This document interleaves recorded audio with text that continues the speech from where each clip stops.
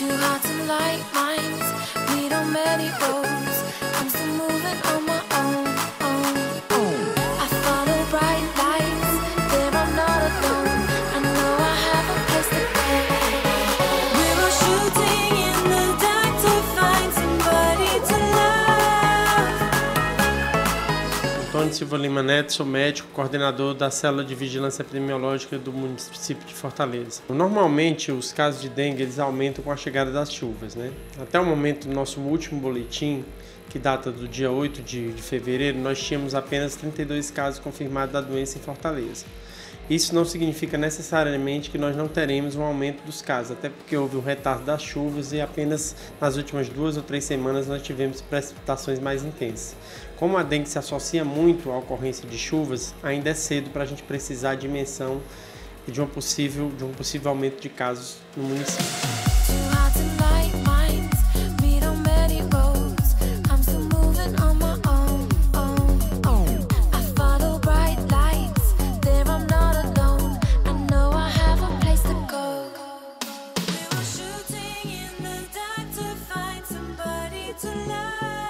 Nós trabalhamos principalmente em 4 frentes, né? Nós trabalhamos primeiro com o controle do mosquito, né? Que é desenvolvido pelo Núcleo de Controle de Endemias do município, né?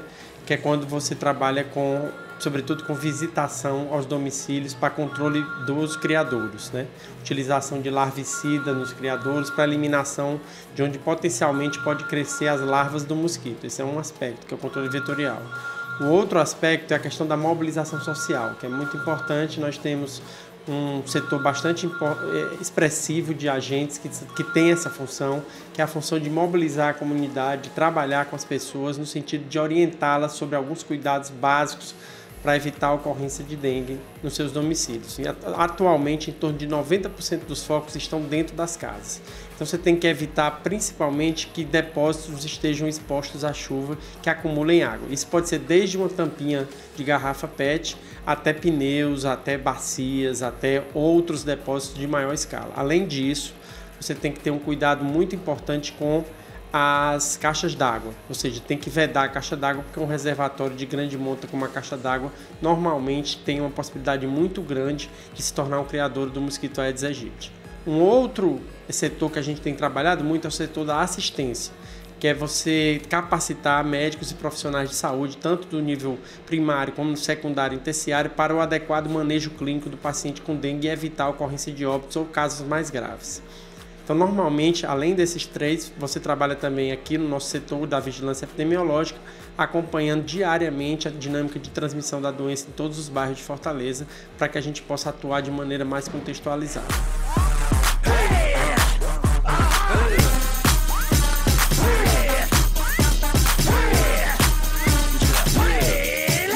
A grande maioria dos focos estão dentro do domicílio ou em região peridomiciliar, que seriam os quintais, por exemplo. É você estar constantemente olhando se você tem no seu quintal algum tipo de depósito que pode acumular água.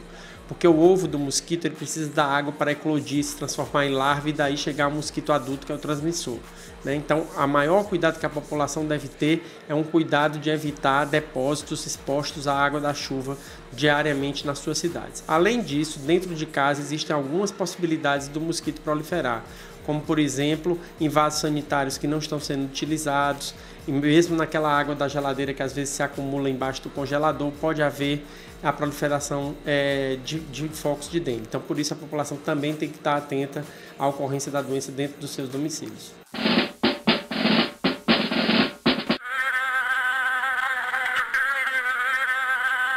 Capitão Mosquitento, a esquadrilha está pronta para decolar. Positivo, soldado Degoso. Ataque todas as caixas d'água, pneus, vasos de plantas e lixeiras. Desta vez entraremos para a história. Com a sua permissão, capitão. Autorizado. Vamos nessa. Ei, a cidade é pra lá.